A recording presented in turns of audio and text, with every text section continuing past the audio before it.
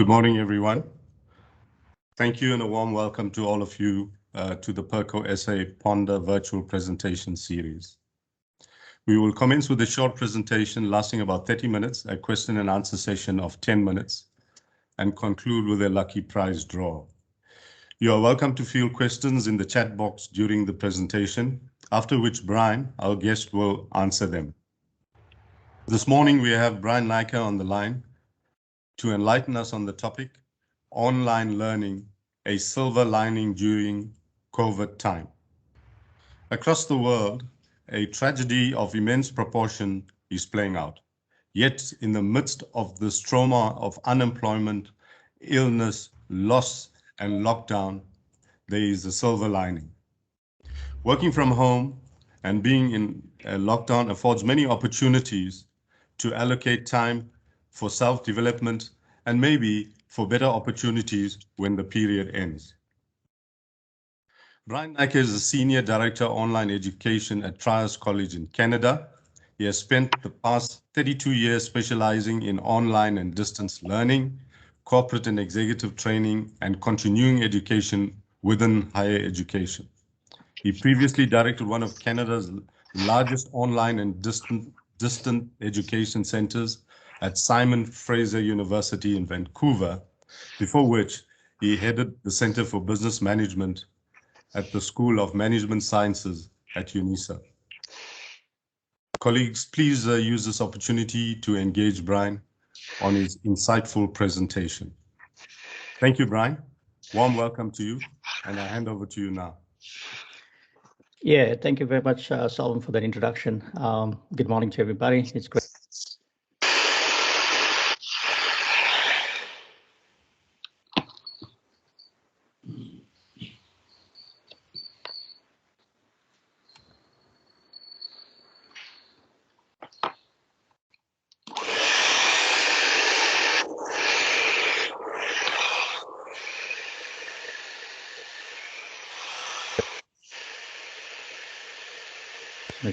Share my screen.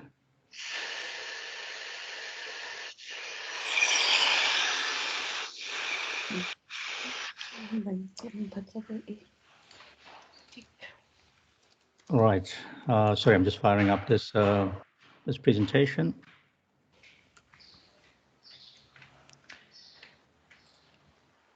All right, Debbie, is that on? Are we good to go?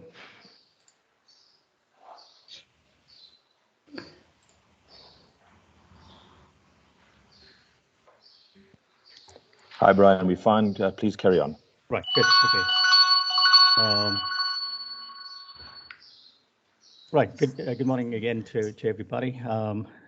So, looking at where we are right now with COVID and what online learning means in this environment, a couple of key talking points I'd like to look at over the next 30 minutes centers around some important elements which has brought online learning to the fore. One of them is how students have taken advantage of this mode of delivery over the last year or two, particularly since the start of COVID. The next is how does one go about looking at some opportunities in the online learning space, broadly defined as flexible learning. What are some of the factors one would consider when looking at online learning opportunities, and how does one actually go about searching for them? What to look out for? A lot of queries that comes through from our students centers around how do I compare this to some of the other elements or modalities of learning right now on campus, flexible, blended, various forms of hybrid learning. And a lot of the institutions have actually gone into these combinations over the last 2 years. And how does one actually sift through these various options? And then one of the last points I would like to cover is the understanding of the flexible learning ecosystem, and that has grown tremendously over the last 2 years. And I'll unpack some of those elements of that learning system. So just some insights around a global perspective, something that, COVID has done is shifted learning and opportunities to learn, not just in South Africa or the continent, but right throughout the world.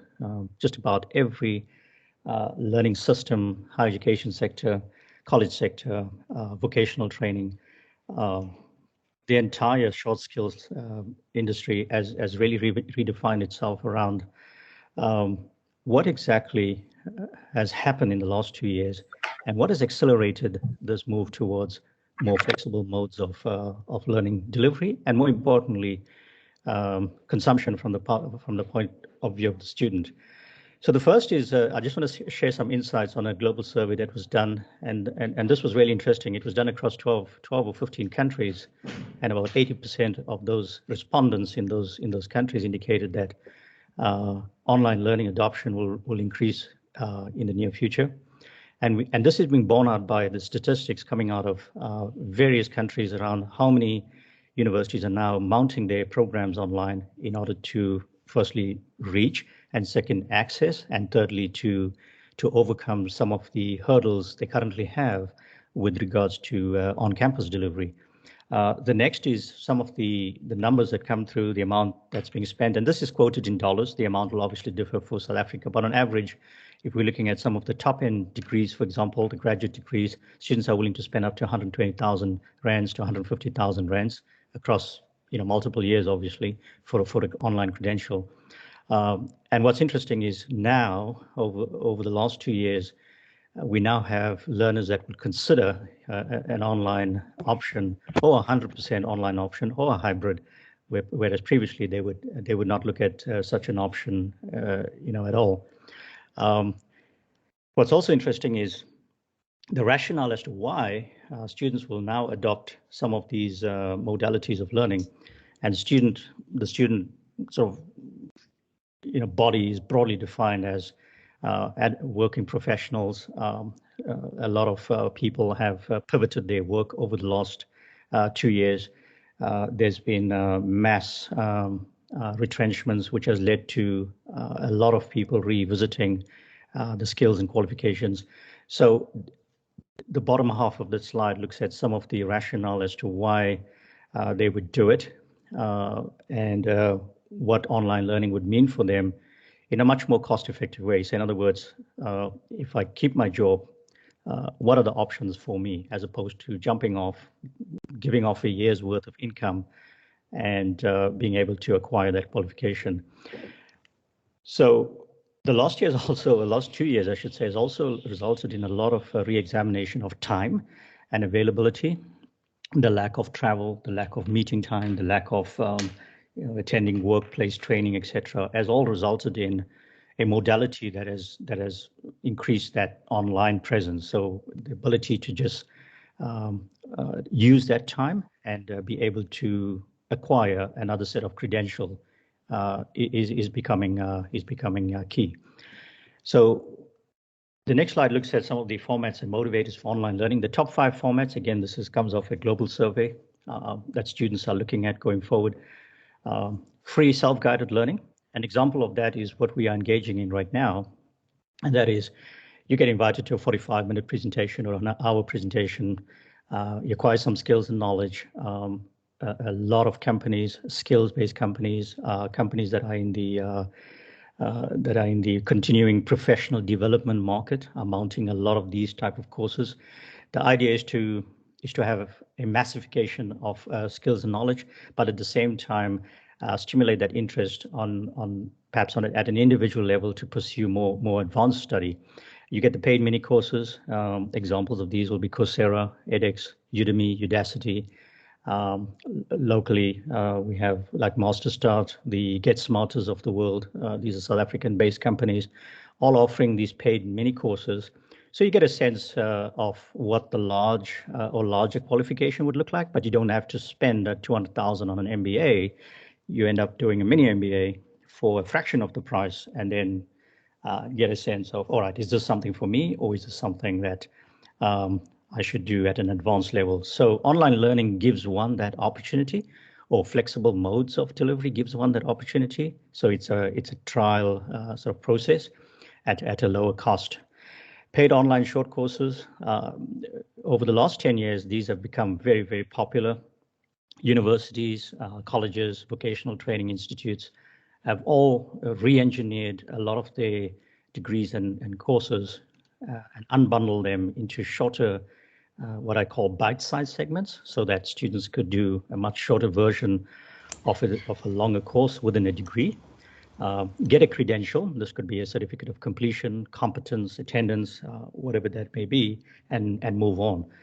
Free MOOCs, this comes through with a lot of the courses that are offered by, for example, Coursera and edX, and you could do so at almost zero cost, and they are paid options and models as well if you want a credential and a certificate. Graduate studies are being increasingly pursued now as well. Some of the key motivators: intellectual challenge, enhancing effectiveness at work, increasing your security, that's your job, improving opportunities, research, as well as having more time and availability now.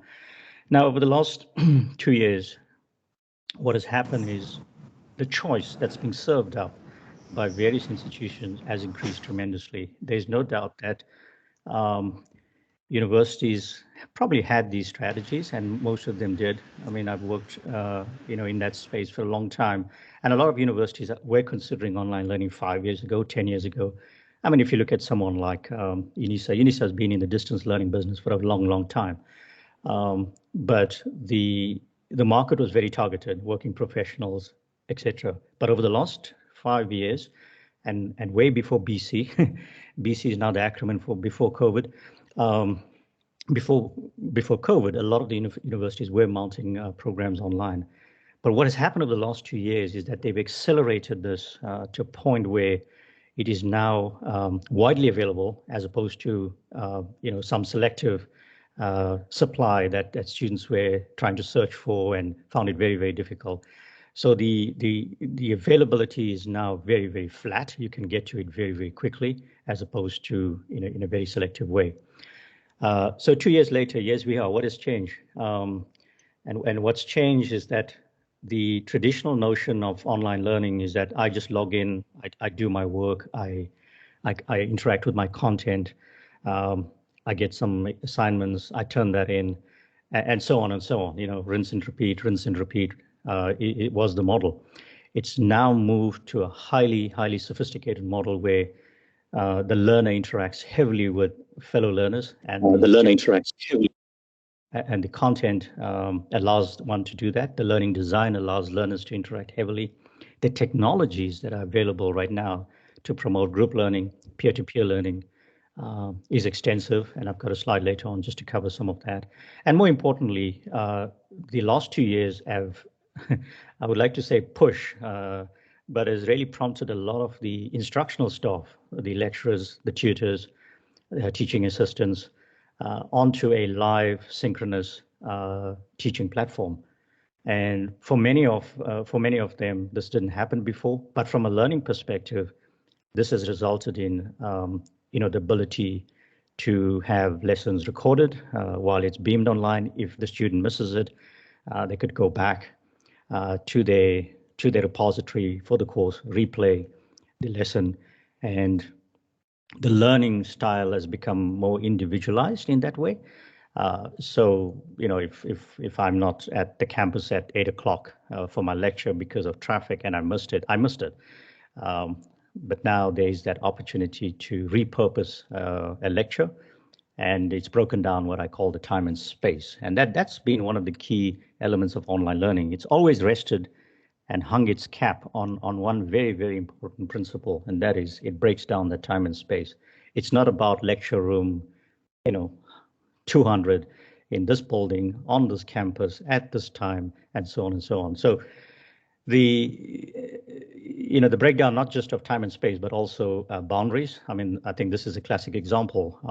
The ability to pipe in from the comfort of one's home, one's study, or a coffee shop, and a device, being device agnostic. I'm sure there are attendees on this call on a tablet versus a cell phone versus a laptop versus a desktop. So the ability to flatten that that surface area that used to be a classroom is one of the key elements of online learning as it becomes more and more sophisticated. Flexible learning modes, I'll touch on some of those modes shortly. The industry or the delivery mechanism has been bookended by what we used to call traditional learning, classroom, in class, the IC, and fully online learning where it's asynchronous. I'm self-paced. I would continue with my studies on my pace, and there's no reason to go to a classroom. And in between, there's an emerging set of combinations which I'll cover in a short while. And this is essentially the landscape right now, and this has been sharpened over the last 2 years.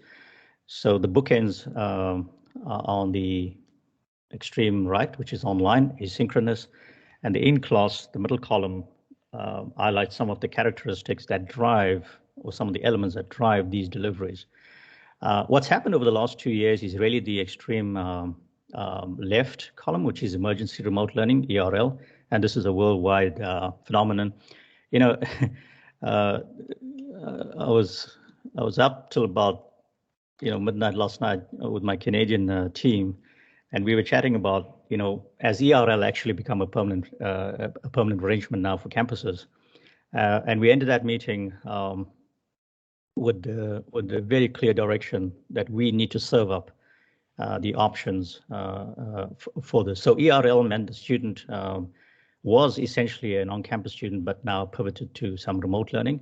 And going forward, this choice is available to the student, which I think is a very, very exciting development, meaning the student will be able to go to campus, but also take a fair amount of their courses on a remote platform or on a remote delivery. In-class has been traditional, so that will always be there. Remote and hybrid have morphed or evolved off online. And very often these are confused or at least marketed by universities as online. But I think from a learning perspective, it's essential to know exactly what is being served up and what are the differentiators around online, which we regard as fully online, versus a option or a derivative of online. Hybrid will mean I have to go to the campus for an X amount. Remote means I'm essentially a face-to-face student, but I'm consuming an X amount of my studies through remote. So I would call the emergency remote as temporary. We don't know how long that would last, but from a student perspective, I think it'll be key to know, here are some of the choices I would have going forward. Fully online obviously means the student is totally self-paced.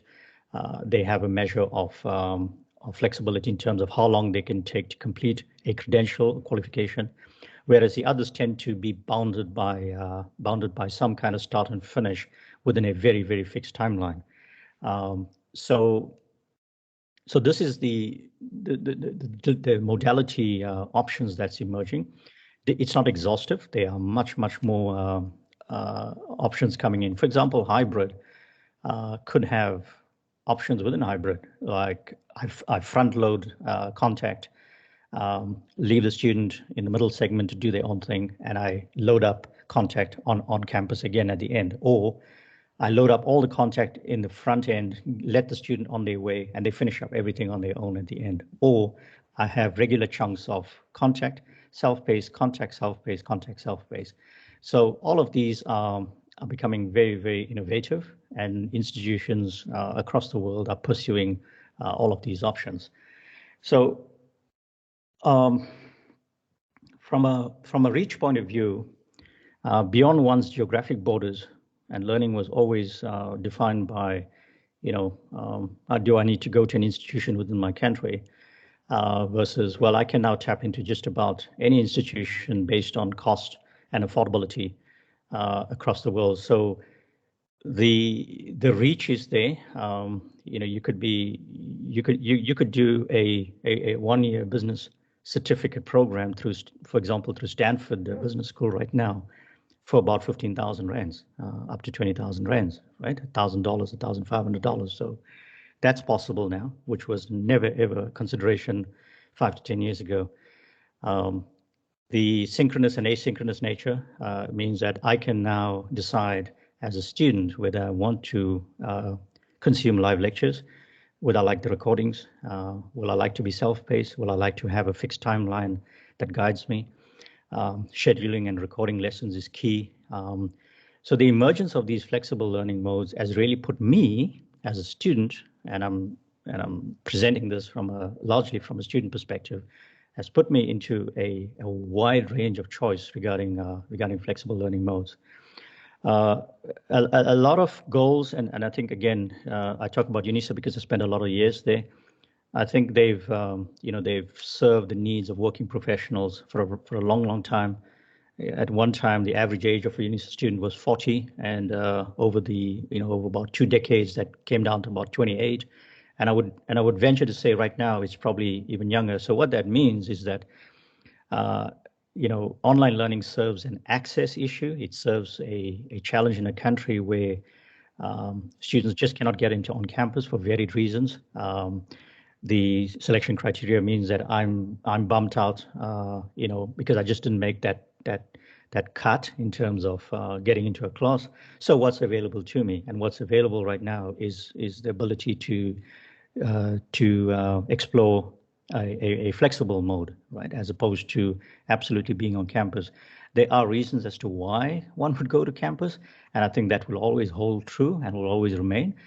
But I think the choice is where students have much more availability right now in terms of, I can study. It's not that I've been refused to study. There are options right now.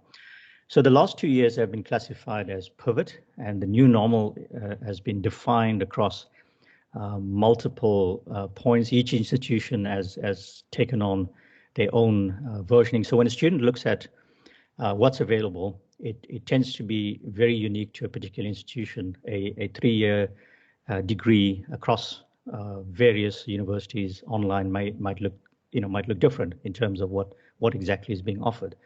A certificate might look different. A master's degree and graduate studies will have different combinations of online learning versus flexible modes versus hybrid versus blended and so on. Students' ease of technology, and this has really ramped up over the last 10 to 15 years as technology has become widespread. The notion of me as a student being a digital native mean that I've flattened a certain entry point, or go beyond that point that used to be a friction for me. That is the transition from school to university, or if I'm working, how do I pursue some professional development? Technology has made that possible, and I think the last 2 years have proved that, well, as long as someone has connectivity, the possibilities are certainly there. Much of the stigma around online learning for consumption and what students have believed over time, is this the same? What about quality? A lot of that has been addressed. Lots of work still to be done, but many institutions are focusing on expert quality and expert expertise in providing quality, and also ensuring that the products that students are consuming and the learning experiences match exactly what it is that the students demand for the price that is being paid, and the tuition fees. The choice, I alluded to this area, is great. If one just Googles online learning South Africa, up comes a range of portals, and I'm happy to have a chat if anyone wants to look at exactly what's available, both SA and abroad. You have what we call marketplaces, and these are like platforms that would indicate a range of institutions that offer various types of qualifications. You have intermediaries, you have skill-based platforms. You can go directly to university website, so you can decide by modality. You can decide by, this is the course I want, and then go to what available online. Or you could say, here's my preferred institution, what do they offer, and start to navigate the institution individually. So moving on, I'm wary of time, and I really want to take some discussion points. So what's out there and what's available? There's a wide range of skills, workplace and continuing education opportunities. Non-credit courses for those that do not require the credential and don't necessarily want the certificate, can look at the non-credit options. We have the webinars, we have professional development, and what's coming into its own over the last couple of years is badges, where either a company or let's say if you belong to a professional association, will stack a range of qualifications and say, right, you now have this entire qualification that we deem necessary for you to be endorsed or for one to be credentialed. So there's this large industry that has emerged beyond the traditional credentials that we know as certificates, diplomas, undergraduates, and graduate degrees. So there's various worlds emerging. A lot of the universities are now in that skills and workplace and short course arena. They have dedicated divisions that actually look after this. Some of the biggest universities in South Africa over the years have set up these operations to provide the wide range of learning opportunities, as opposed to just the what we call the long-term qualifications. So the short skills and short learning opportunities are certainly there.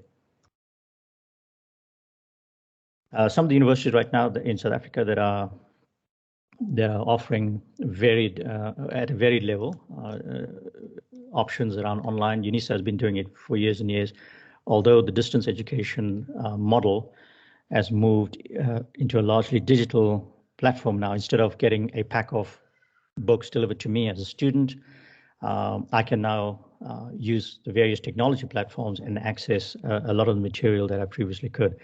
And moving to a digital and online environment for me as a student has certainly enabled me to complete the studies quicker. Instead of posting my assignment now, I can now upload my assignment. The turnaround time is quick. I can get it on screen marked and have it back to me. The technology has really flattened a lot of the friction points that I would face as a student. Over the last couple of years, degree, certificate, and advanced diplomas have certainly made their way into institutions like Wits, UWC. UJ right now offers 3 or 4 master's degrees online, fully online, so you could do this completely without attending campus at all. TUT has some programs online, UP, UFS, but they all differ according to the faculties and what it is that they would provide. And again, this is not an exhaustive list by any means. On the private sector front, Milpark has a fair degree of online offerings, same with Damlin, and Studio, which is really an amalgamation of individual institutions previously. Most online events are free, right? And a classic example of that is what we're on right now. Scale courses, Get Smarter, Master Start range from about 5,000 to 1,000, and these are some of the basic ones. They can go up to about 15 to 20,000, depending on what it is. Your massive online open courses, the 2 biggest providers in the world, Coursera and edX, will allow you to study for free up to a point, and thereafter there's a paid option. We've got the certificates online, and they range from about 5K plus. Again, very specific. I'm just giving you some broad numbers on this. Specific to institutions, that is. Diplomas around 30K, and these are all South African pricing. Advanced diplomas 40K plus, degrees and 60K can go up to 80, 90K. For example, the Bachelor's of Accounting at the University of Johannesburg, fully online, could go up to 90,000 rands. That's for the full price of the degree. The 3 degrees at UJ that I mentioned earlier hover around 50K. I think one is actually around 40K, which is incredible value for money when you think about it. What's interesting around the research masters and the MBAs, MBAs we all know are highly priced premium degrees, and that could set one back, even an online option, 200K. And again, UJ has just launched the MBA online, I think, with their new business school. And the pricing is just about there. And then right at the top, we've got the doctoral degree, which can set one back about 250K. So from a technology point of view, just to round off, this, this is an entire discussion by itself. The sophistication of technologies over the last, and the development of that over the last 10 years has really, really made something possible that if we were having this discussion 20 years ago, was just not possible, right? I mean, again, this session is a classic example of that. The web communications technology has moved rapidly. The advent of synchronous technologies, the ability to have 1,000 students in one class right now virtually is possible, and the ability to conduct training in large scale manner online, and for me to attend such events, whether it's just a lecture or whether it's a highly interactive sessions. So it allows me to scale down as a student and choose the option that suits my style. Learning management system, I have access to very, very robust technologies right now. I won't go into the specific of what those technologies are, but I can access that on multiple devices. I can check my grades. I can post a message. I can go into a discussion forum. I can interact with my lecturer and get quick feedback on various things. Remote proctoring, a lot of institutions are looking at this in terms of me completing my assessments online as opposed to going to a time and space and sitting down and writing exams. Retention platforms, keeping me engaged, ensuring that I complete. There are specific technologies that allows me to keep track. For example, I get a little ping or an alert if I haven't logged into my course for a day or two, asking if everything is okay. So as a student, I feel that I'm not losing out on anything, right? I mean, I recall back in yeah, give me away some age details. Back in 1984, first year economics 1, walked into the lecture room at the University of Durban, Westville, 900 students in the classroom. So the question we all ask is, what has changed? Is that not pure distance learning if I'm sitting in the last row of the class? How much more engaged was I back then than I could be in an online environment? So as a student, I have the ability now to explore the full range of technologies, to serve my learning needs. And there's a fundamental re-examination of how I'm assessed. And my experience with, one of my last research projects was, I had 4 or 5 in my study group. We were able to complete our classes, on time, and everyone felt that they contributed equally. And I felt that was a great way of assessing, as opposed to, go to an exam hall somewhere nearby you and sit down for 3 hours and let's see how much you can remember, right? So it's revitalized, and it's going to re-engineer the very fabric of my role as a student in the learning process, and that is really, really exciting. So, David, this felt like, I guess for many people, drinking off a fire hose. So maybe we should just move it to a glass of water now.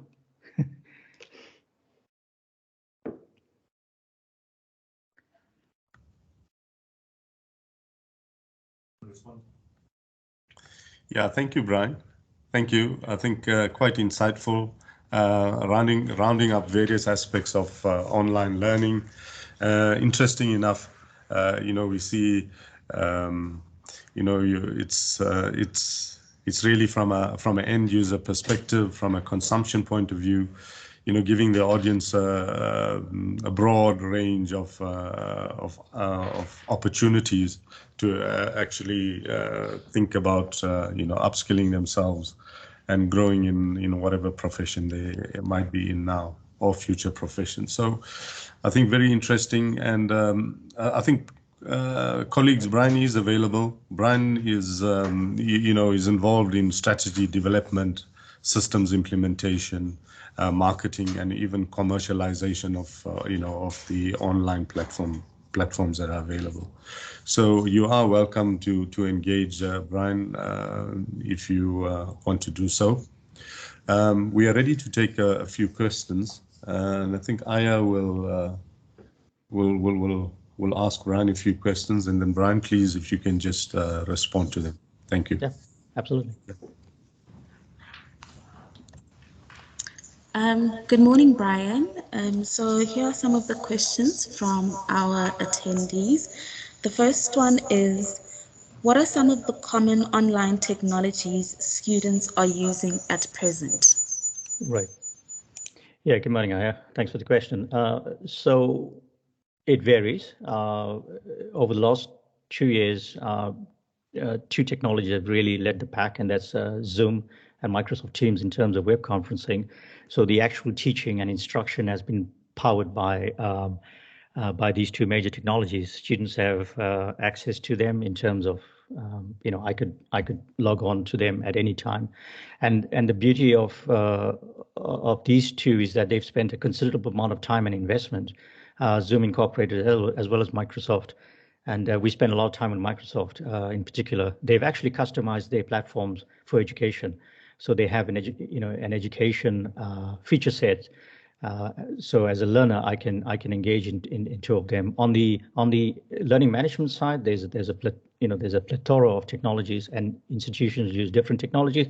But at the end of the day, they all do the same thing. So I can log into my learning management system, be it Blackboard, be it Canvas, be it Moodle, be it Desire to Learn. These are all world-leading platforms that most institutions use, all the way down to institutions building their own simple platform if they're just offering a couple of skills courses versus they're offering multiple degrees, which requires me to be accessing a lot of technologies at the same time. Chat facilities. I wouldn't classify WhatsApp as a technology, but universities are certainly using that, as a learning technology, that is. But it's certainly a good communications platform that's being used extensively. In addition to that, there's all sorts of, for example, virtual classroom being, tagged onto an existing technology, adaptive learning, so that I can be tracked in terms of my progress and things like that. So those are just some examples. Aya? Okay, Brian, before I proceed with the next question, can I ask that you stop presenting? Oh, sure. There we go. All right, thank you. So the next question is, from a design perspective, what are the challenges of distance learning amid the coronavirus pandemic? What do you think is necessary or important to overcome those problems? Right. I think the last 2 years, and this comes up often, the last 2 years, there was a quick pivot, and a lot of the content, or at least the course that was served up on campus, was simply shifted online without any considerations to pedagogy for online, what it is that students will require, the clear outlining of a course, a study unit, pacing, interaction in the course, peer-to-peer interaction that's needed in order to complete activities and things like that. And to be fair, a lot of the institutions had to do this literally overnight. And I just chatting to universities across the country and across the globe, I feel, and this is a opinion of a lot of people, they've done a great job. But online learning, as we know it, has got a rich history of design principles, what it is that's needed in order to ensure that your students are having a great experience, as opposed to I'm just moving a batch of content either from a distance learning mode to an online mode, and we are wrapping that into an online box and a tag, when in fact, universities have to spend a lot of time and investment in ensuring that a permanent course, a permanent platform for online is a well-considered, well-thought-out, delivery. Thank you, Brian. The next question is, what are the key factors for making an online course effective? A couple of factors is the integration of, well, firstly, a solid instructional design process is key. And this involves not just the university and the university expertise. A lot of institutions right now are setting up, groups of students, in the design process. A lot of feedback is being sought from students. We're doing it right now with a set of students. Over the next couple of weeks, we're spending a lot of time with groups of students across, not just in Canada, but across the world. So that input is key. Instructional design sets, the ability to integrate technology at a seamless level, so that I have, for example, a single sign-on and it gives me access to everything I need to have and available on my dashboard, as opposed to I'm logging into this for now, and I'm logging in to check my student fees, I'm logging into this to access my course. You know, that sort of friction points are being removed, and making students feel safe in an online environment as much as one is safe in a confined classroom space is key. So, you know, the etiquette online, the group, the moderation, the discussions are all factors that go into creating that good experience for the students. And again, that's just, you know, that's just at a flyover level. Thanks, Brian. Another question we have in the chat is, technology has enhanced teaching tremendously. However, most people in SA are still poor, and availability of data costs and purchasing of laptops is an issue. How can this issue be tackled? Yeah, very good question. You know, it's not the magic bullet for access, and that is online learning is not that magic bullet, because it presupposes that everything else is in place, right? And this is not unique to South Africa. I mean, you know, we spent almost 2 hours last night talking about students in far-flung areas across, you know, what we would consider as a first world country. How do they access this? And over the last 2 years, you know, we've seen the mobile companies come into the picture, provide data for the students at institutions. You know, I'm aware that a lot of institutions did this. Institutions pick up the tab. I mean, who pays, who should pay is probably a big discussion. But, you know, worldwide, we are seeing this increased integration of, for example, a technology company, a mobile provider coming in and saying, right, here's how we can help, here's how we can reduce the cost of data. I mean, all of these are business-driven companies, so they have their motives behind why they do it. But I think it's going to be a collaboration between institutions, private sector, and a lot of other players to get access going, and that's going to be one of the I wouldn't say a barrier, but certainly a challenge that cannot be overcome by just, for example, DHET or the or any government department. It'll have to be a partnership approach to that. Thank you so much, Brian, for answering those questions. We have now concluded the question and answer session. I will hand over to Selvin for the lucky draw and the closing of the meeting. Thank you, Aya, and thank you, Brian, for your inputs for those questions. Yeah, I think